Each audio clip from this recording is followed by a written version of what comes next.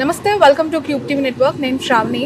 ఉదయం నుంచి కూడా హర్ష సాయి మోసం చేశారంటూ ఒక యువతి అంటే సినిమా తీసిన తర్వాత రేప్ చేశారు, మోసం చేశారు అని ఆరోపిస్తూ కేసు పెట్టడం జరిగింది. నిన్న రాత్రి ఆల్రెడీ కొన్ని సెక్షన్స్ కింద హర్ష సాయి పైన కేసు కూడా ఫైల్ అయింది నార్సింగి పిఎస్లో. ప్రస్తుతం బాధితురాలకి సంబంధించిన అడ్వకేట్ నాగూర్ బాబు గారు ఉన్నారు క్యూబ్ టీవీతో మాట్లాడడానికి. సార్ నమస్తే, thank you so much for your valuable time sir. Nagur Babu garu, అసలు ఈ రేప్ అటెంప్ట్ జరిగింది అని చెప్పి కేసు పెట్టారు. ఆ రేప్ ఎప్పుడు జరిగింది అండ్ ఈ అమ్మాయి హర్ష సాయి మీద పెట్టింది కేసు, వాళ్ళ తరపున అడ్వకేట్ అంటూ ఉన్నమాట హర్ష సాయి నిందితుడు కాదు, బాధితుడు మాత్రమే అని చెప్పి. ప్రతి వ్యక్తికి తనని తాను డిఫెండ్ చేసుకోవడానికి ఒక అడ్వకేట్ దగ్గరికి వెళ్తారండి. ఆ అడ్వకేట్ అదే చెప్తాడు. ఆ నిందితుడికి సహకరించడం కోసం ఆయన చెప్తూ ఉంటారు. సో అది ఇక్కడ మెయిన్ ఇష్యూ కాదు. ఈ అమ్మాయి ఒక సెలబ్రిటీ, మెగా అనే పిక్చర్కి ప్రొడ్యూసర్. హర్ష సాయికి కొన్ని కోట్ల రూపాయలు ఇన్వెస్ట్మెంట్ పెట్టి మూవీ తీస్తున్నటువంటి వ్యక్తులు. హర్ష సాయికి సంబంధించిన కాపీ రైట్స్ అన్నీ వీళ్ళ దగ్గరే ఉన్నాయి. స్టార్టింగ్లో హర్ష సాయి ఇక్కడ హైదరాబాద్లో ఉండడం కోసం ఒక విల్లాని అడిగాడు. ఆ విల్లాని వీళ్ళు అసైన్ చేశారు. ఆ విల్లాలో 1 year అక్కడ స్టే చేశాడు. ఆ 1 year స్టే చేసిన సందర్భంలో స్టార్టింగ్ డేస్లోనే స్క్రిప్ట్ గురించి మనం డిస్కస్ చేసుకుంటే బాగుంటుంది అని ప్రొడ్యూసర్ గారిని పిలవడం. ఆ ప్రొడ్యూసర్ గారు అక్కడికి వెళ్ళినప్పుడు ఆల్కహాల్ అండ్ ఇలాంటివి ఇంటాక్సికేటెడ్ పెట్టి కన్జ్యూమ్ చేయించడం. ఇంటాక్సికేటెడ్ స్టేజ్లో ఉన్నప్పుడు ఆమె మీద లైంగికపరమైనటువంటి దాడికి పాల్పడమే కాకుండా ఆ సంఘటన మొత్తాన్ని ఆన్ కెమెరాతో తను చిత్రీకరించడం, నెక్స్ట్ డే దీన్ని తనకి చూపించడం, తను డిఫెండ్ చేయడం, అవి సీసీ కెమెరాస్లో రికార్డ్ అవ్వడం. అట్ ది సేమ్ టైం ఇది ఎప్పుడైతే వీళ్ళు క్రిమినల్గా లీగల్గా యాక్షన్ తీసుకుంటారని తెలిసిందో వాళ్ళ నాన్నగారితో కాల్లో ఆ అమ్మాయితో మాట్లాడించడం. పెళ్ళి అనే పేరుతోటి నీకు సెలబ్రిటీ స్టేటస్ ఉంది, తనకి సెలబ్రిటీ స్టేటస్ ఉంది, మీరు మూవీ తీస్తున్నారు, సో మీరు ఇప్పుడు డిఫేమ్ అయిపోతే తన సెలబ్రిటీ స్టేటస్ తగ్గిపోతుంది, మీది తగ్గిపోతుంది. సో మీకు పెళ్లిగా నేను మాటిస్తున్నాను, హామీ ఇస్తున్నాను, హర్ష సాయి నాతో అన్ని విషయాలు మాట్లాడాడు, కాబట్టి మీకు పెళ్ళి అనే దాన్ని నేను చేస్తానని ఆయన కమిట్మెంట్ ఇవ్వడం జరిగింది కాల్లోనే. అండ్ ఆ మాటలు నమ్మి తిను నిజంగానే తనను ప్రేమించడం అనే కాన్సెప్ట్లోకి వెళ్ళడం మొదలుపెట్టింది. ఆ తర్వాత మూవీ షూట్ స్టార్ట్ అయింది. షూట్ జరిగి టీజర్ని చాలా గ్రాండ్గా పాన్ ఇండియాలో వైడ్గా మొత్తం స్ప్రెడ్ అయ్యాడుకు. ఇప్పుడు చూసినా కానీ 10 million వ్యూస్ ఉంటాయి టీజర్కి. ఆ టీజర్కి సంబంధించి అప్పటిక ఒక అనుమానం అనేది అతను కలిగింది, కాన్ఫిడెన్స్ కలిగింది. ఇది నెట్ఫ్లిక్స్లో కానీ లేదా పెద్ద పెద్ద సంస్థలతోటి నిర్మాణం చేపట్టినా లేకపోతే ఏదైనా చేసినా కానీ వేల కోట్ల రూపాయల మార్కెట్ వచ్చే అవకాశం ఉంది అనే నమ్మకం అతను కలిగింది. సో కాపీ రైట్స్ని అతని పేరు మీదకి ట్రాన్స్ఫర్ చేయించుకోవాలనే ఉద్దేశంతో తనని ఒత్తిడి చేయడం జరిగింది. దీనిలో భాగంగా తన కాల్స్ని క్రిమినల్ ఇంటెన్షన్ ఉంది కాబట్టి, తన ఫాదర్కి తనకి ఇద్దరికి క్రిమినల్ ఇంటెన్షన్ ఉంది కాబట్టి ఫాల్స్ ప్రామిసెస్ చేసి ఇంటెన్షనల్గా తన కాల్స్ రికార్డ్ చేస్తూ తన చుట్టుపక్కల ఉన్నటువంటి సెలబ్రిటీస్ని తన హోటల్స్కి పిలిపించుకొని తన గురించి ఫేక్ ప్రాపగాండా చేస్తూ కాపీ రైట్స్ కోసం తను ఇదంతా క్రియేట్ చేసి ఇంత ఆర్గనైజ్డ్ క్రైమ్ చేశాడండి. దీనిలో లైంగిక దాడి, దాన్ని పిక్చరైజ్ చేయటం, ఒక ఉమెన్ యొక్క ప్రైవసీని భంగం కలిగించడం, వాళ్ళని థ్రెడ్డింగ్ చేయటం, వాళ్ళని బ్లాక్మెయిల్ చేయటం, ఆ కాపీ రైట్స్ తనకే కావాలనే క్రిమినల్ ఇంటెన్షన్ తోటి ఇదంతా అరెస్ట్ చేసినట్టు ఒక 5 పేజీలకు సంబంధించిన కంప్లైంట్ని పూర్తి వివరణని నిన్న మనం ఆల్రెడీ ఇచ్చాం. సార్, ఇక్కడ ఒక కామన్ పాయింట్ అందరికీ తలెత్తే ఒక ప్రశ్న నిన్నటి నుంచి హర్ష సాయి వర్సెస్ శర్మకి సంబంధించిన ఎంటైర్ ఎపిసోడ్ చూస్తున్నప్పుడు అనిపిస్తూ ఉన్నమాట. హర్ష సాయి ఆల్రెడీ ఒక పాన్ ఇండియా లెవెల్లో ఒక నెంబర్ 1 యూట్యూబర్గా కొనసాగుతున్నారు. ఏ వ్యక్తి అయినా ఎదిగిన తర్వాత ఎగుతూ ఉన్నప్పుడు ఇంకా మంచి రెప్యుటేషన్ కోసమే పాకులాడుతూ ఉంటారు. అలాంటి హర్ష సాయి తన మార్కెట్ని విస్తరించడం కోసం, తన నేమ్ ఫేమ్ని పెంచుకోవడం కోసం మూవీ చేయాలనుకున్నారు. ఆ మూవీ మంచిగా రిలీజ్ అయ్యి పేరు ప్రఖ్యాతలు సంపాదించాలని ఎవరైనా కోరుకుంటారు. బట్ ఇక్కడ ఏదో ఇంటెన్షనల్గా ఆవిడే చేసి ఇలా ఇరికించారు అనేది అక్కడ నుంచి వస్తున్న ఏమి ఇంటెన్షన్ అండి. సినిమా ప్రొడ్యూసర్ ఇంతకు ముందు హర్ష సాయి ఎవరిని మోసం చేయలేదు, ఇలాంటి ఇష్యూస్ అంటే ఎక్కడ కూడా ఎవరిని మోసం చేసినట్టు, డిఫేమ్ చేసినట్టు, బయటకు వచ్చి కాంట్రవర్షియల్ కమెంట్ చేసినట్టు తన పైన ఎలాంటి అభియోగాలు కానీ ఆరోపణలు కానీ లేవు. ఇప్పుడు ఎందుకు సడన్ గా ఇలా వచ్చింది లేరని మీరు ఎలా చెప్తున్నారు? లేరు అడ్వకేట్ చెప్తున్నమాట. అతని మీద ఆల్రెడీ సెంట్రల్ లెవెల్లో కంప్లైంట్స్ వెళ్ళినవి ఉన్నాయి. డీజీపీ స్థాయిలో బెట్టింగ్ యాప్స్ ప్రమోట్ చేసి వేల కోట్లు ఎర్నింగ్ చేస్తున్నాడు అనే అలిగేషన్స్ ఉన్నాయి. మనీ లాండరింగ్ కి పాల్పడుతున్నాడని ఇవన్నీ ఉన్నాయి. ఎలిగేషన్స్ లేదని ఎలా చెప్తారండి? అడ్వకేట్ గారు వాళ్ళు చెప్పేటప్పుడు అతని మీద ఏం కేసులు ఎఫ్ఐఆర్ అయినాయో అవి చెక్ చేసుకోవాలి కదా. ఫేమ్ ఉన్న వ్యక్తిని డిఫేమ్ చేయడానికి ఇవన్నీ వచ్చాయి. డిఫేమ్ చేయడానికి అవన్నీ ఎందుకు వస్తాయి? ఇప్పుడు వీటిని 2 కలిపి చూడకూడదు. అతను 2 క్రైమ్స్ చేశాడు. చాలా క్రైమ్స్ చేశాడు. బెట్టింగ్ మాఫియాతో కొలాబ్ అయ్యి వేల కోట్ల ట్రాన్సాక్షన్ చేసిన మనీ లాండరింగ్ నేరాలకు పాల్పడ్డాడు. కానీ ఇది దానికి సంబంధించిన కేసుల గురించి ఇవన్నీ కలిపి మాట్లాడకూడదు. That is completely different. But పర్టికులర్గా ఈ కేసుకు సంబంధించి ప్రొడ్యూసర్ని ఎలా యూజ్ చేసుకున్నాడు, ప్రొడ్యూసర్ చేత ఎంత ఇన్వెస్ట్మెంట్ పెట్టించారు. మీరు ఒకసారి మెగా టీజర్ చూడండి. ఆ టీజర్ ఎంత గ్రాండ్గా వాళ్ళు రిలీజ్ చేశారు అంటే నిన్ను ఎంత నమ్ముంటారు. ఆ కాపీ రైట్స్ ఇప్పుడు నువ్వు తీసుకోవడం కోసమే కదా వాళ్ళ కాల్స్ రికార్డ్ చేయడం కానీ, దాన్ని ఎడిటింగ్ చేయడం కానీ, లేకపోతే ఇంకొక ప్రాపగాండా ప్రచారం చేయడం కానీ, సెలబ్రిటీలు నీ దగ్గర కూర్చోబెట్టుకొని తన గురించి నా దగ్గర 6 హార్డ్ డిస్క్లు 7 హార్డ్ డిస్క్లు ఉన్నాయండి. ఏముంటాయండి? ఆడపిల్లల జీవితాలు ఉంటాయి హార్డ్ డిస్కుల్లో. మీకు సంబంధించినటువంటి డేటా ఒకటి హార్డ్ డిస్క్లో స్టోర్ అయిందంటే అదేనా ఉండాల్సింది? ఆడపిల్లలకు భద్రత లేదా? కడిగిన ముత్యంలో వస్తాడా? కడిగిన ముత్యం ఎందుకు పెట్టుకున్నాడండి? హార్డ్ డిస్క్లు 7 డిస్క్లు ఎంతమంది జీవితాలు హార్డ్ డిస్క్లో ఉన్నాయి? ఎలిగేషన్స్ చేయాలంటే చాలా మేము పర్టికులర్ గా కేసు గురించి మాత్రమే మాట్లాడతాం. ఇప్పుడు ఎవరైతే ఈ విక్టిమ్ ఉన్నారో మిత్ర శర్మకి సంబంధించి హర్ష సాయితో అసలు పరిచయం ఎలా ఏర్పడింది, మీకు తెలిసిన విషయం ఏంటి? హర్ష సాయితో జూలై 22న జూలై 2022లో అంటే maybe 2 years back, 1.5 years back వీళ్ళు ఒక సాంగ్ కోసం అప్రోచ్ అయ్యారు.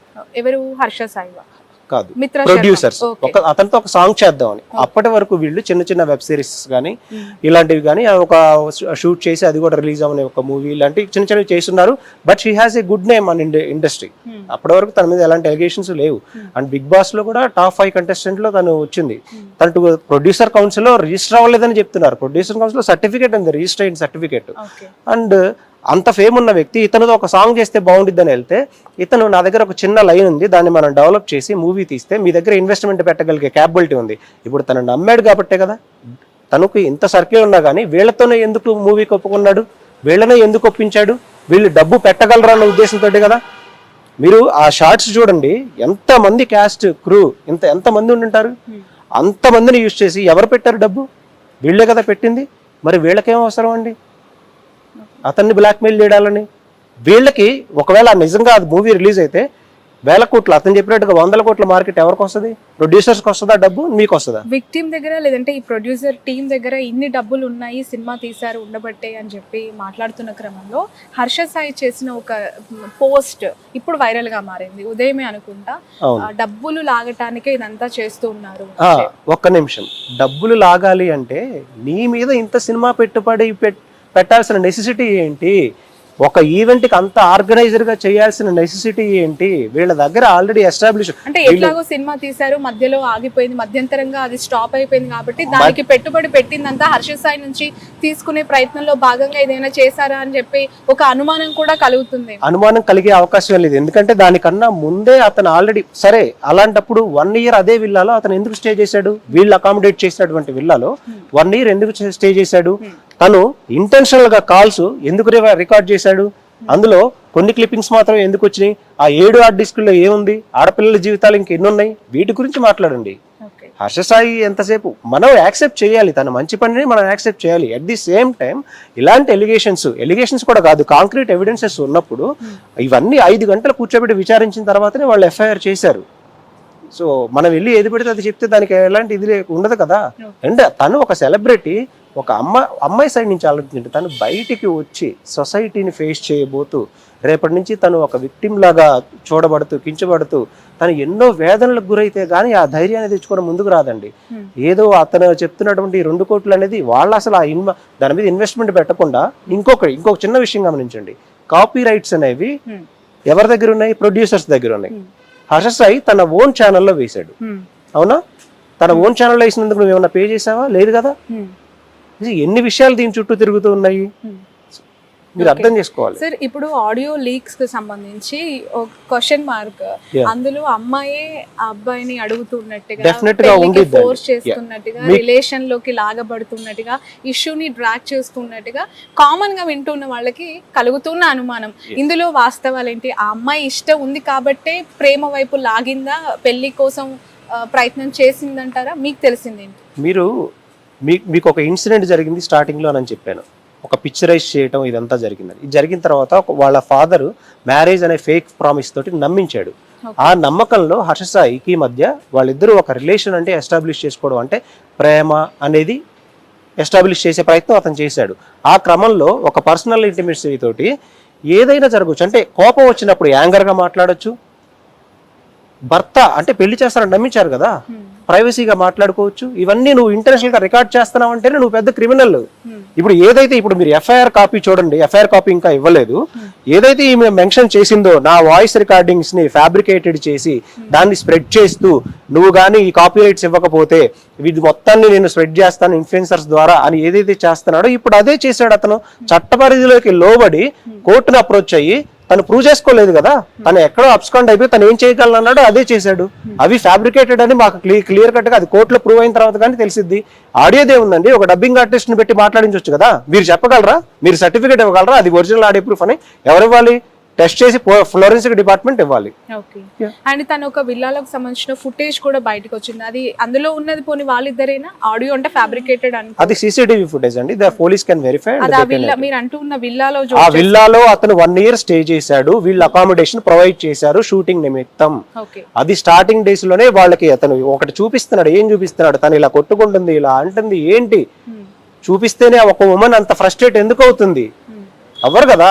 మీరు ఏదో మంచి వీడియో చూపించండి, నేను సమాజానికి సహాయం చేస్తున్నాననే వీడియో చూపించారు, అప్రిషియేట్ చేస్తారు. Why she is defending.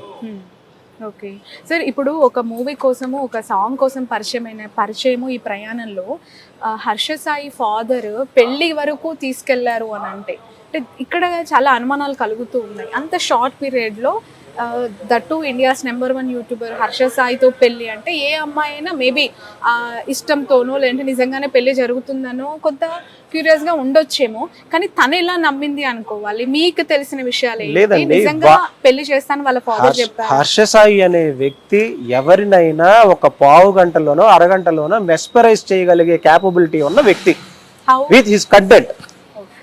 మీరు ప్రజల్ని ఎలా మెస్పరైజ్ చేయగలడు? అతను నెంబర్ 1 యూట్యూబర్ ఎలా అయ్యారు? Best editor, best content creator, best script writer. అది ఒప్పుకోవాలి కదా. ఆ స్క్రిప్ట్ టెక్నాలజీ, ఆ కంటెంట్ టెక్నాలజీ యూజ్ చేసే తనని ఆ భ్రమలో ఉంచాడు. ఆ భ్రమలో ఉంచి తనకి ఏది కావాలో ఆ విధంగా మాట్లాడించుకున్నాడు, అన్ని ఎడిట్ చేశాడు. తన దగ్గర 7 హార్డ్ డిస్క్లు, ఇలా ఇంకా ఎంతమంది జీవితాలు ఉన్నాయో తెలియదు. ఈ రోజు ఏ మహిళ బయటకు వచ్చే పరిస్థితులు లేదు. ఒక విక్టిమ్ బయటకు వచ్చింది, ఆ హార్డ్ డిస్క్లు బయటకు తీయండి, బయట పెట్టండి, ఇంకా మిగతా ఎంతమంది జీవితాలు బయటపడితే తెలుస్తుంది. అతనికి మదర్ లేదు కాబట్టి ఫాదర్ మీద కేసు పెట్టారు.